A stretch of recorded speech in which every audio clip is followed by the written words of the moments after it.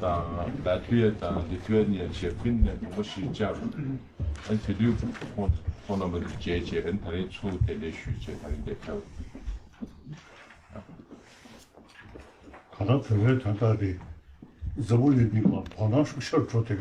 There is a lot more interest on the Tibetan issue internationally. The Tibetan issue is not only a political issue or interest on political issue, but it's more on the Tibetan culture, the Buddhist culture. Thank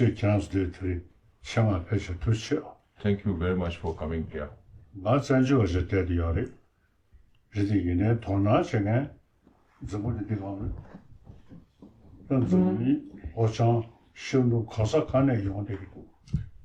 I am a Tibetan refugee here, but there are many people coming from all over the world, from east, west, north, south, to visit me here in Dharamsala.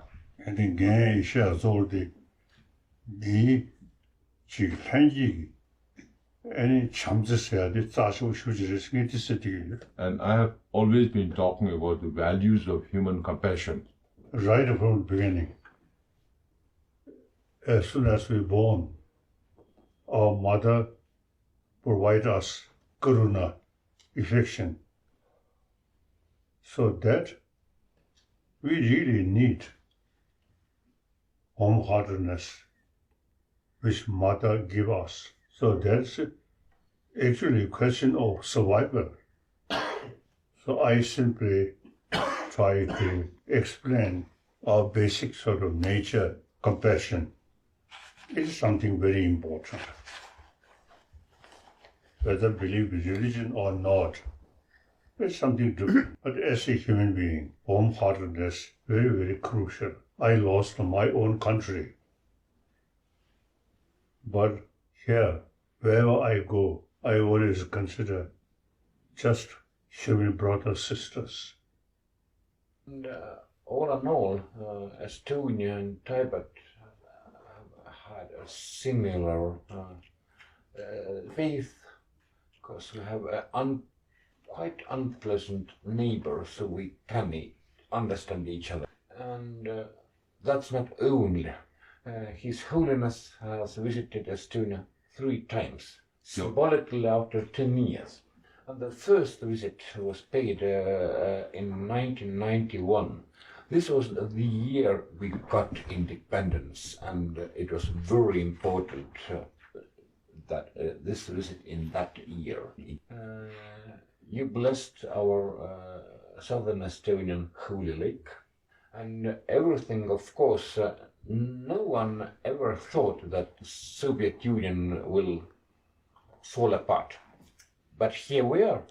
I think that we don't lose, never hope about Tibet.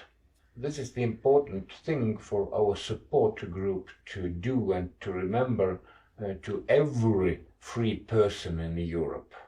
So, and we are here to talk to you and your personality and just overweight that meeting, so that Tibet is alive and nothing is buried.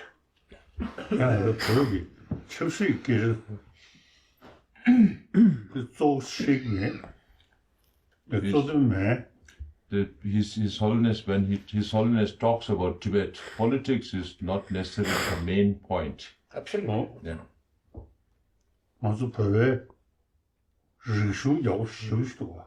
It is more about the importance of Tibetan Buddhist culture, the valuable Buddhist culture.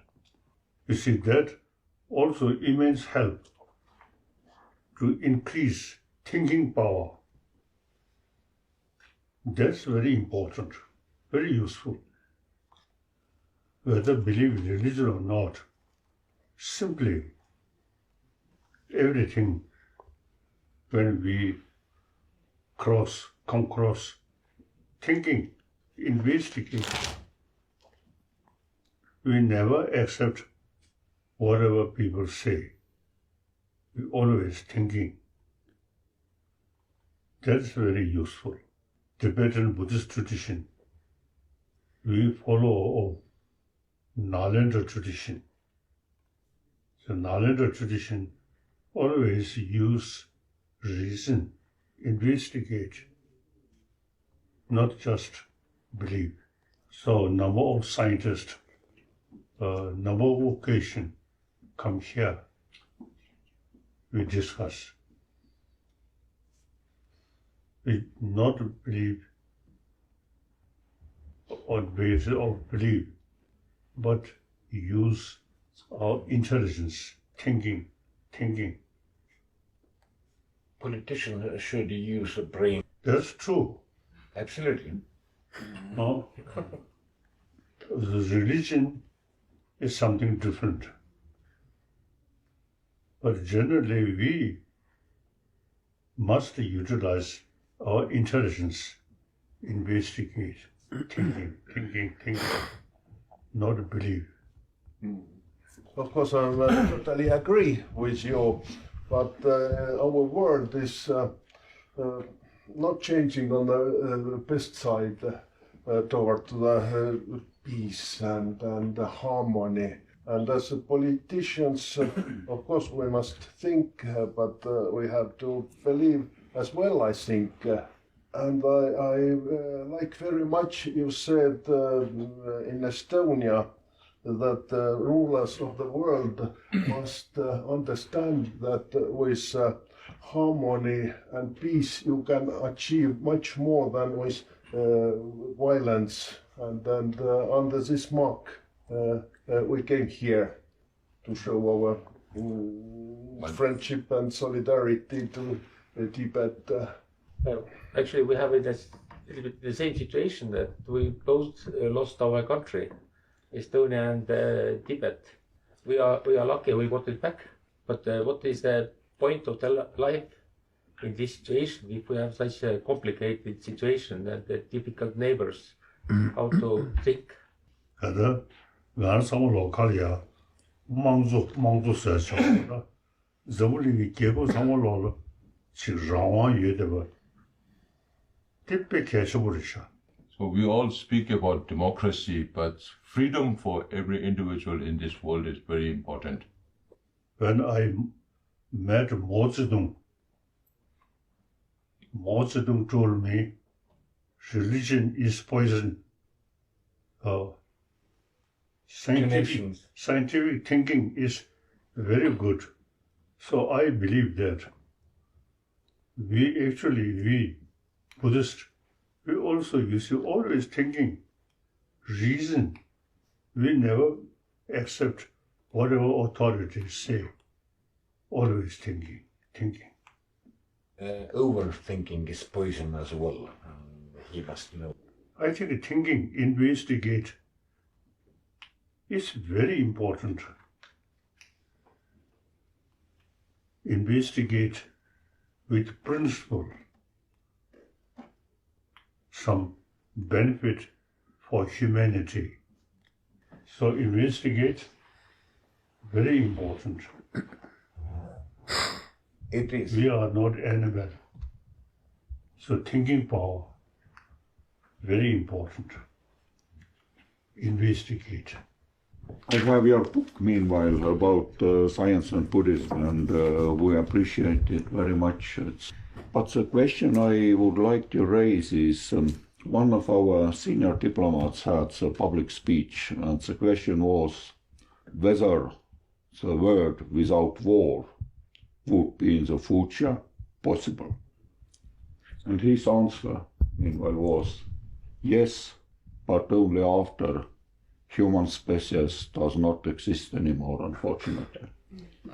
My question would be, what is your opinion, and where is coming this bad karma, how we can develop ourselves to be on the higher level?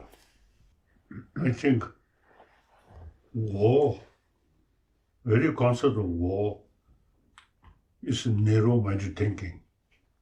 And look, First World War, Second World War, in order to gain some benefit to oneself or use violence, actually mutual destruction.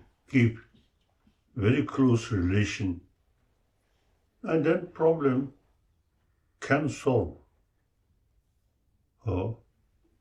through closer understanding. So now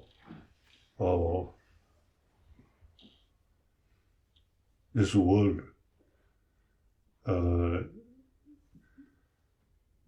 should not have any conflict, war, any differences through talk. So basically we are same human being.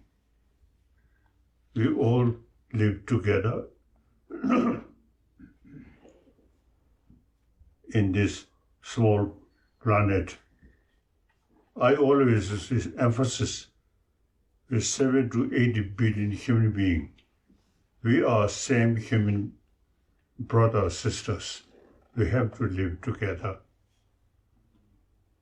Conflict is out of question.